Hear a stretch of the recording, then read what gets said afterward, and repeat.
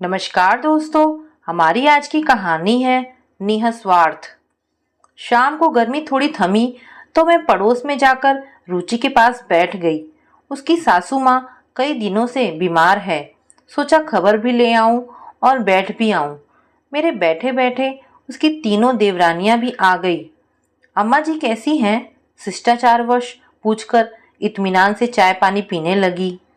फिर एक एक करके अम्मा जी की बातें होने लगी, सिर्फ शिकायतें। जब मैं आई तो अम्मा जी ने ऐसा कहा, वैसा कहा, ये किया, वो किया।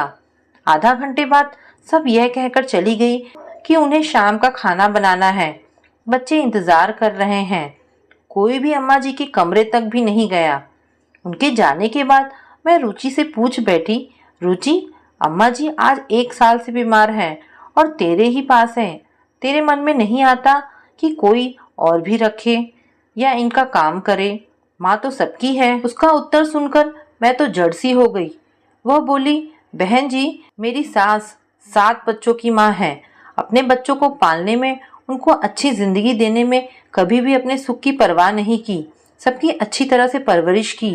ये जो आप देख रही हैं ना, मेरा घर, पति, बेटा, शानो शौकत सब मेरे सासू जी की ही देन है। अपनी अपनी समझ है। मैं तो सोचती हूँ इन्हें क्या क्या खिला पिला दूँ, कितना सुख दूँ। मेरे बेटे बेटी अपनी दादी माँ के पास सुबह शाम बैठते हैं। उन्हें देखकर वो मुस्कुराती है।